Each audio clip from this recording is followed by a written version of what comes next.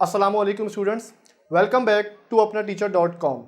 आज जिस टॉपिक पे हम बात कर जा रहे हैं प्राइस इलास्टिसिटी ऑफ डिमांड का लास्ट मेथड है वो है पॉइंट इलास्टिसिटी मेथड। ठीक है, हमने सारे मेथड को अच्छे से डिस्कस करा, सॉल्व भी करा, न्यूमेरिकल वैल्यूज रख के हर टॉपिक को, हर कॉन्सेप्ट को सॉल्व कर लिया। ठीक है, लास्ट मेथड है बेटा, लास्ट मेथड है पॉइंट इलास्टिसिटी। अब ये मेथड किस तरीके से कैलकुलेट होता है और इसका डिफरेंस क्या है दूसरे मेथड से, इसको थोड़ा सा समझ लेते हैं। जब हम इलास्टिसिटी पढ़ रहे थे, आर्क इलास्टिसिटी पढ़ रहे थे या परसेंटेज इलास्टिसिटी पढ़ रहे थे, तो हम क्या कर रहे थे, हम दो पॉइंट के बीच में डिफरेंसेस निकाल रहे थे। ठीक है ना, क्योंकि हम डेल्टा की साइन यूज कर रहे थे। डेल्टा की साइन क्या थी? चेंज। मगर पॉइंट इलास्टिसिटी मेथड ये बोलता है कि हर पॉइंट पे इलास्टिसिटी क्या है इसको मेजर करता है पॉइंट इलास्टिसिटी मेथड, कि आपकी डिमांड हर पॉइंट में किस तरीके से रिस्पॉन्ड कर रही है। ये आर्क इलास्टिसिटी मेथड से इसीलिए डिफरेंस है।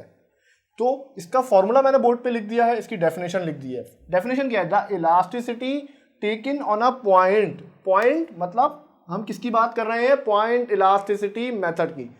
एट अ स्ट्रेट लाइन, एक स्ट्रेट लाइन पे जो डिमांड कर्व की एक स्ट्रेट लाइन बनाई, उस पर हर इंडिविजुअल पॉइंट पे आपकी डिमांड किस तरीके से रिस्पॉन्ड कर रही है, ये हम डिस्कस करेंगे। किसमें? पॉइंट इलास्टिसिटी मेथड पे डिस्कस भी करेंगे और सॉल्व भी करेंगे सवाल को। ठीक है, मैंने एक डिमांड कर्व बनाया, नेगेटिव स्लोपिंग पे डिमांड कर्व बनाया, इस पर डिफरेंट पॉइंट्स बना दिए, A B C D E. ठीक है, अच्छा मैंने इसको अज्यूम करा, इसको इस तरीके से बनाया कि हर पॉइंट के बीच में difference 1 centimetre 1 centimetre 1 centimetre 1 centimetre रखा।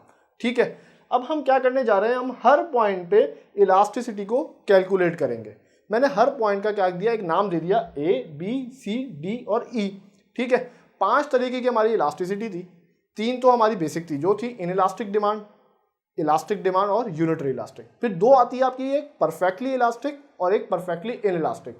तो हम जब इसको सॉल्व करेंगे तो हमें हर चीज़ क्लियर हो जाएगी कि इनइलास्टिक क्या थी, इलास्टिक क्या थी और यूनिटरी इलास्टिक क्या थी, और बाकी जो 2 रिमेनिंग रह गई।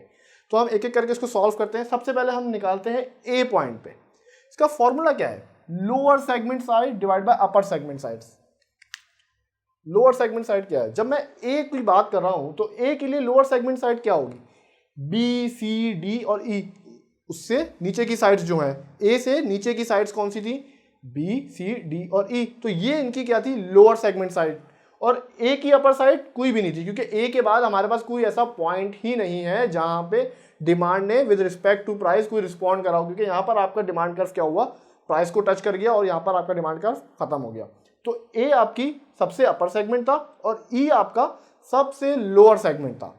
अब इस फॉर्मूले में हम पुट करते हैं वैल्यूज को। सबसे पहले हम ए की बात करने जा रहे हैं, हम arc elasticity, point elasticity calculate करने जा रहे हैं।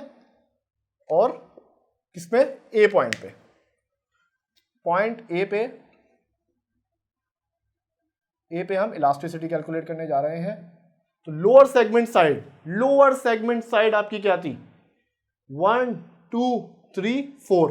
मैंने आपको बताया कि सबका डिस्टेंस मैंने 1 सेंटीमीटर रखा था। ये एक अजम्पशन है, आप इसको कैलकुलेट जब अपने स्केल से करोगे, एक प्रॉपर इंस्ट्रूमेंट से करोगे, तो आपके पास करेक्ट वैल्यू आ जाएगी। 1 2 3 4। तो मैंने क्या रखा, यहाँ पर 4 रख लिया लोअर सेगमेंट को। और अपर सेगमेंट क्या था? अपर सेगमेंट कुछ था ही नहीं भाई, ए से ऊपर तो कोई वैल्यू ही नहीं है, तो यहाँ हो जाएगा 0। तो इलास्टिसिटी क्या होगी? जब भी किसी 4 को हम 0 से डिवाइड करेंगे तो आपके पास क्या वैल्यू आएगी? इन्फिनिटी। जब भी डिनोमिनेटर में 0 होता है तो आप सबको पता है कि आपके पास कैलकुलेटर में मैथ एरर दे देगा वो, मतलब उसकी वैल्यू क्या है? इन्फिनिटी है। तो इन्फिनिटी आ गई यहाँ पर। इसको हम समझते हैं कि इन्फिनिटी को कौन सी इलास्टिसिटी कहते हैं। इसको हम वीडियो के बाद में समझते हैं कि उसको कौन सी इलास्टिसिटी कहते हैं। उसके बाद हम निकालते हैं पॉइंट बी पे।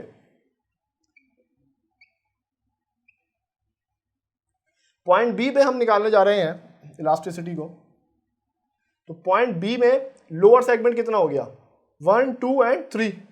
तो यहाँ पर 3 हो गया और यहाँ पर अपर सेगमेंट 1 है, क्योंकि बी पे आ गए ना आप, इस पॉइंट पे आ गए। तो आपके पास बी से ए तक का डिस्टेंस 1 सेंटीमीटर का था, तो अपर सेगमेंट इधर 1 सेंटीमीटर है आपके पास, तो आपने यहाँ रख दिया 1। तो ये हो गया 3। इसकी हम बात करेंगे ये कौन सी इलास्टिसिटी है। ठीक है, हर पॉइंट पे निकाल रहे हैं। अब हम निकालते हैं पॉइंट सी पे।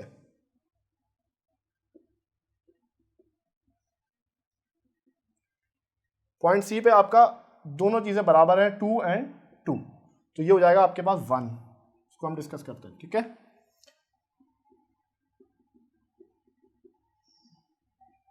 पॉइंट डी पे निकालने जा रहे हैं। पॉइंट डी पे आपके पास लोअर सेगमेंट कितना है, 1 है, अपर सेगमेंट कितना है, 1, 2 एंड 3, ये आपके पास आएगा 0.25। एंड लास्ट पॉइंट ई, यहां पर इसका उल्टा हो जाएगा क्योंकि आपके पास लोअर सेगमेंट बिल्कुल लास्ट है ये ई और अपर सेगमेंट 4 है इसमें, तो यहां पर हो जाएगा आपके पास 0/4। आप क्या निकाल रहे हो, इलास्टिसिटी, तो 0/4 आपके पास कितना हो जाएगा, 0। ठीक है बेटा, ये हमने हर पॉइंट्स पे इलास्टिसिटी को क्या कर लिया, कैलकुलेट कर लिया with the help of formula of point elasticity method. Last method है। अब इसमें इन्फिनिटी आया। जब भी आपकी इलास्टिसिटी का आंसर इन्फिनिटी आता है, मतलब इनफाइनाइट वैल्यू आती है कोई जो आपके कैलकुलेटर में मैथ एरर देती है, तो ये होगा आपके पास परफेक्टली इलास्टिक डिमांड। मतलब कि आपकी डिमांड जो है परफेक्टली इलास्टिक है, मतलब कि क्वांटिटी बहुत ज़्यादा चेंज हो रही है, प्राइस आपकी चेंज ही नहीं हो रही। क्वांटिटी बहुत ज़्यादा रिस्पॉन्ड हो रही है, डिमांड आपकी, प्राइस आपकी चेंज ही नहीं हो रही। उसके बाद है 3। मैंने आपको बताया था जब आपका आंसर 1 से ज़्यादा आएगा, 1 से एक्सीड कर जाएगा, मगर इन्फिनिटी नहीं होगा, 1 से सिर्फ एक्सीड कर जाएगा और कोई वैल्यू होगी, तो वो क्या होगी, परफेक्टली, वो सिर्फ होगी इलास्टिक डिमांड। प्राइस के चेंज होने से डिमांड ज़्यादा चेंज हो रही है। यहाँ पर प्राइस चेंज भी नहीं हो रही मगर डिमांड आपकी फिर भी चेंज हो रही है, और यहाँ पर प्राइस कम चेंज हो रही है, डिमांड ज़्यादा चेंज हो रही है, ज़्यादा रिस्पॉन्ड कर रही है। उसके बाद 1 आया। 1 क्या था, आपका आंसर 1 आपका रिप्रेजेंट कर रहा था यूनिटरी इलास्टिक को। यूनिटरी इलास्टिक मतलब कि सेम रिस्पॉन्स कर रही है दोनों चीज़ें कौन सी, प्राइस और डिमांड दोनों सेम रिस्पॉन्स कर रही है यूनिटरी इलास्टिक में। फिर हम बात करते हैं 0.25, 0 से बड़ी कोई वैल्यू और 1 से कम, उसका मतलब क्या था, वो क्या रिप्रेजेंट कर रही थी, इन इलास्टिक डिमांड। मतलब कि प्राइस ज़्यादा चेंज हो रही है, डिमांड इतनी ज़्यादा रिस्पॉन्ड नहीं कर रही। और लास्ट है हमारे पास 0 आया है, इसका मतलब है आपके पास कौन सी डिमांड है, परफेक्टली इन इलास्टिक। सिर्फ प्राइस चेंज हो रही है, डिमांड आपकी चेंज ही नहीं हो रही, डिमांड कोई रिस्पॉन्स नहीं कर रही, सिर्फ प्राइस चेंज हो रही है, डिमांड आपकी कांस्टेंट है। यहां पर परफेक्टली इलास्टिक में क्या होता है, आपकी प्राइस कांस्टेंट होती है। क्या चीज कांस्टेंट होती है, प्राइस कांस्टेंट होती है। यहां पर आपकी क्वांटिटी कांस्टेंट होती है, क्वांटिटी चेंज नहीं होती, प्राइस चेंज हो रही होती है। ये एक इंपॉर्टेंट बात है, प्राइस कांस्टेंट, क्वांटिटी कांस्टेंट। जब आपकी परफेक्टली इलास्टिक डिमांड है, मतलब कि आपकी इलास्टिसिटी इन्फिनिटी है, तो प्राइस कांस्टेंट है, और डिमांड कौन सी है आपकी, परफेक्टली इलास्टिक डिमांड। ठीक है, और जब आपका आंसर 0 आ रहा है इलास्टिसिटी का, तो आपकी डिमांड कौन सी है, परफेक्टली इन इलास्टिक, और वो क्वांटिटी डिमांडेड है। क्वांटिटी आपकी यहाँ पर क्या है, कांस्टेंट है। ये बात समझने वाली थी, इसको मैंने समझा दिया आपको, और ये आपको डिमांड कर्व पे हर पॉइंट पे इलास्टिसिटी निकालने का तरीका बता दिया with the help of point elasticity method.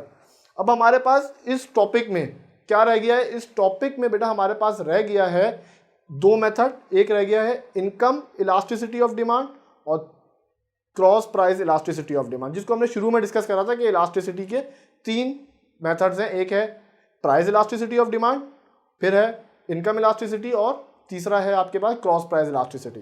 तो हमारे 2 मेथड्स रह गए हैं, एक क्रॉस प्राइस इलास्टिसिटी और एक इनकम मेथड। मगर उससे पहले हम पढ़ेंगे कि ऐसे कौन कौन से फैक्टर्स हैं जो इलास्टिसिटी को डिटरमाइन करते हैं। तो इंशाल्लाह नेक्स्ट वीडियो में हम डिस्कस करेंगे factors affecting elasticity of demand. इंशाल्लाह मिलते हैं आपसे नेक्स्ट वीडियो में। अपना बहुत ख्याल रखिएगा। Thank you so much.